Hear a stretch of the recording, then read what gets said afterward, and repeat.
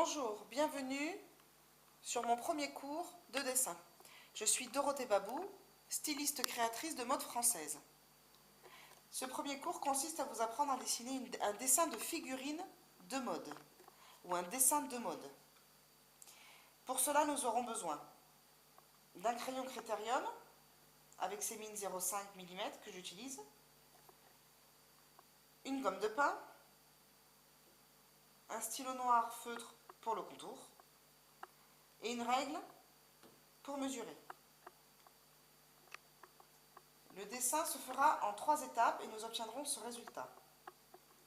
La première étape consistera à faire notre première mesure, c'est-à-dire notre tête, ce qui nous permettra de mesurer pour la deuxième étape tout le corps de notre modèle. Et en troisième étape, nous finirons par le contour pour donner un peu le côté plus humain à notre figurine.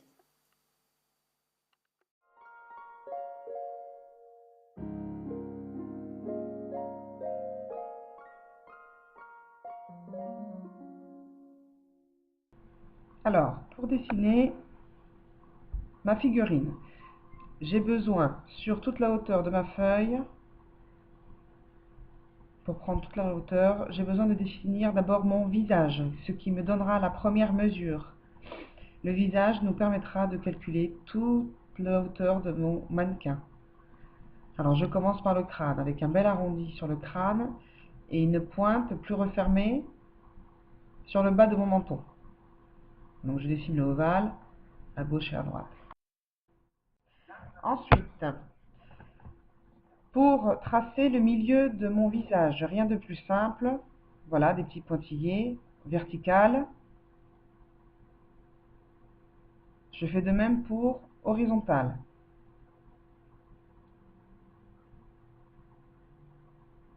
Ce qui va me donner le centre de ma position. Vous voyez le petit point là?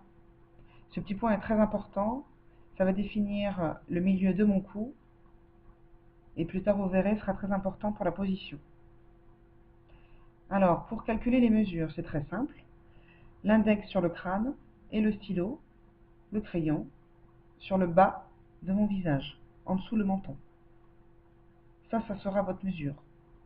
Je mets la deuxième mesure qui sera ma ligne de poitrine.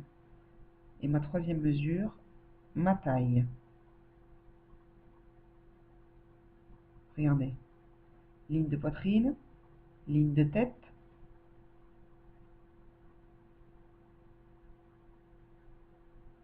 On recommence. Ligne de poitrine, ligne de taille, ligne de bassin. Et je compte jusqu'à 10. Voilà. J'ai 10 têtes. J'ai toutes mes lignes du corps. Ligne de tête, ligne de poitrine, ligne de taille, ligne de bassin, ligne de mi-cuisse, ligne de genou, sous-genou, mi-mollet, cheville et tête. Je commence évidemment par l'épaule. Donc je vais tracer en dessous de mon cou. Je vais calculer sur 0,5-0,7 cm de mon cou. Et là je vais tracer une ligne qui sera ma ligne d'épaule. Pareil, je reprends ma mesure. Et je place du coup mon index sur ce point qu'on a tracé au milieu pour le centre du visage. Ça va me donner la largeur de mes épaules. Elle est égale à ma ligne de tête aussi, comme toutes les autres mesures. Vous voyez, on a l'impression que ça fait un carré.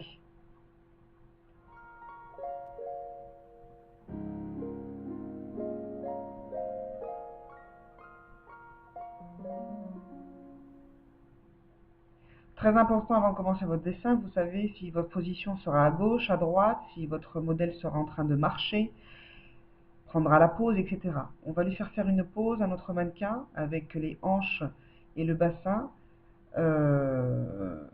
avec un appui de jambe, sa jambe en appui sur la gauche. Donc on va pencher un peu notre bassin vers sa gauche à elle. Voilà, donc j'ai ma ligne de taille et ma ligne de bassin qui sont toujours parallèles. Important aussi. Puisque je donne du mouvement, eh bien je vais donner du mouvement au corps aussi. Donc je crée un arrondi sur tout le corps, tout le buste. Et de l'autre côté, je viens creuser un peu pour donner cette pliure, cet angle. Évidemment, il n'y a jamais d'angle droit sur un mannequin, donc tout est arrondi. Vous voyez, ça c'est ma jambe d'appui. Ma jambe d'appui commencera au bassin. Donc ce milieu de visage qu'on va descendre un peu plus, je vais vous le tracer en pointillé pour que vous voyez bien. On va descendre jusqu'à ma ligne de pied, c'est-à-dire jusqu'à la 10e tête en bas.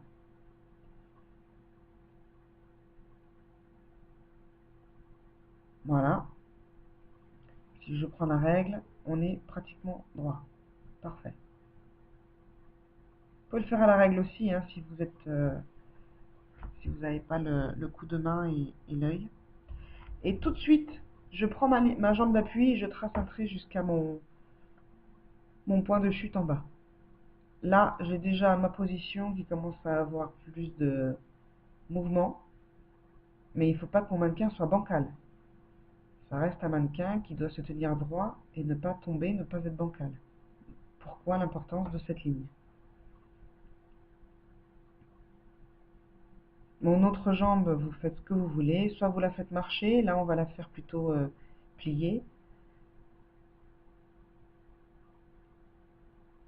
en sachant que on commence par le milieu du bassin et je vais rejoindre mes genoux.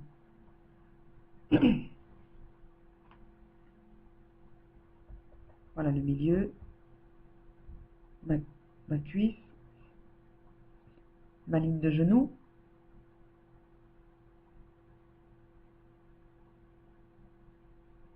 Et je vais descendre pas loin de ma ligne d'appui. Vous pouvez la ranger, la mettre derrière, devant. Je vais la mettre sur le côté exprès pour vous montrer comment on dessine un pied de profil et une jambe de profil.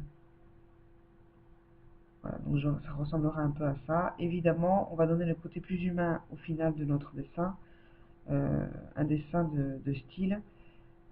Parfois, dans les bureaux de création, les bureaux de style, vous êtes obligé de faire très vite. Mais là, on va exprès de prendre notre temps pour faire les formes. Donc ma ligne de bassin, vous voyez, qui est là, forcément mes bras et mes mains ne descendront pas plus bas.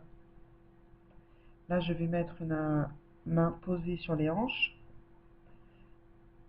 donc une position de bras pliés sur la gauche.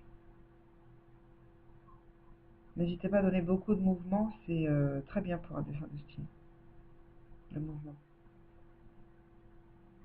Pour le bras droit, on va lui donner un appui. Voilà, un peu d'arrondi, un appui. Donc, je trace toujours une petite astuce pour les mains, uniquement le majeur, c'est-à-dire le plus long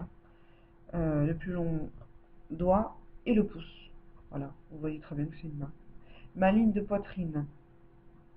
Alors, les poitrines, bon ben, très simple à dessiner en demi-cercle, pratiquement. Je commence toujours une autre petite astuce, les bras, c'est-à-dire je démarre les aisselles à peine un peu plus haut que la poitrine pour pouvoir dessiner et l'emmanchure et si j'ai des décolletés au niveau de la poitrine pour les modèles. J'aurai plus d'aisance et plus de place. Donc au lieu de commencer sous la poitrine, vous commencez un petit peu au-dessus. Voilà, et maintenant je vais essayer de faire la jambe d'appui. Voilà, ma cuisse. N'oublions pas, le genou sont sur la même hauteur. Il n'y a pas un genou qui est plus bas que l'autre. Là, je descendrai. Ça sera ma cheville.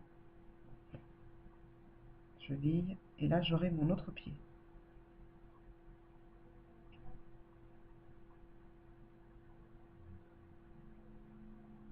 Alors, on va essayer de commencer les arrondis.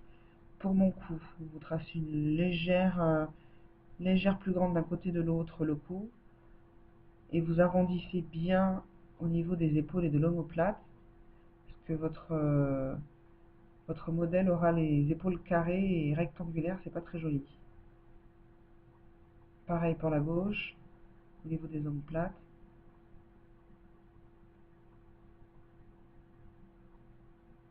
Pour les bras, pareil, nous avons tous des muscles, donc il faut donner un peu de forme à nos membres. On peut rétrécir pour le coude, très bien. Et ensuite, vous faites aussi un léger bombage pour l'avant-bras. Idem pour la droite. Il vaut mieux, dans ces cas-là, montrer un petit peu de muscle que des bâtons raides qui ne donnent aucune réalité à votre modèle.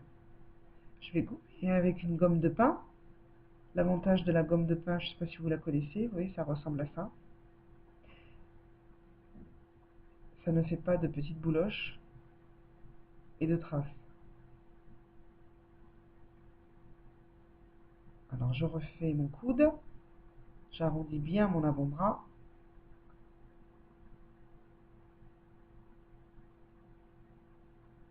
Et je le termine caché pour pouvoir mettre ma main sur ma hanche.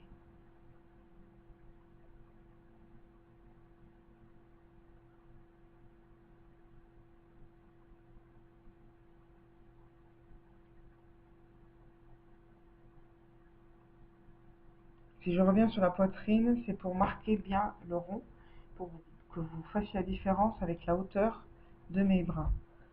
C'est justement fait exprès pour, comme je vous le disais, pouvoir dessiner les modèles et surtout marquer les emmanchures. Voilà, c'est un petit détail, mais une astuce, vous verrez la prochaine fois quand vous verrez la vidéo sur les dessins des modèles sur les dessins de style. C'est pratique après. Quand notre base est faite, avec de belles arrondis, pareil sur la cuisse.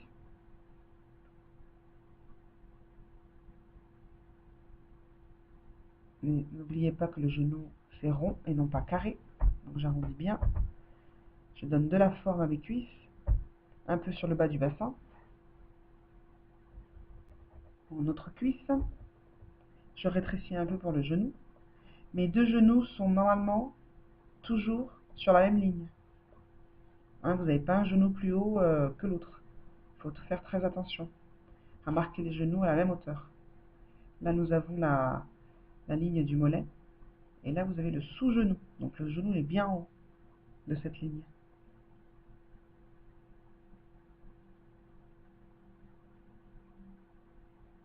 Je reviens directement sur ma cheville qu'on a marquée tout à l'heure. Le mollet est arrondi aussi sur le côté. Et là, je prends mon autre jambe, qui sera là, je vous l'accorde, de profil, donc plus facile. Je creuse bien mon genou et en dessous du genou, et je viens me laisser guider tout droit jusqu'en bas.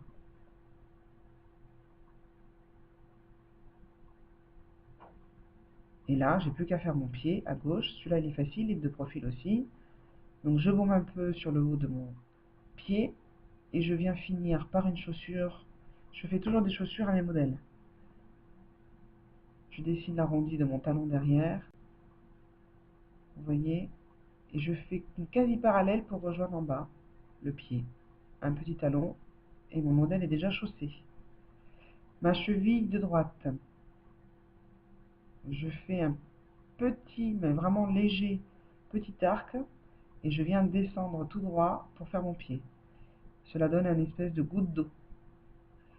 Et au lieu d'arrondir le pied en bas, évidemment, je fais un pic et mon pied est fait.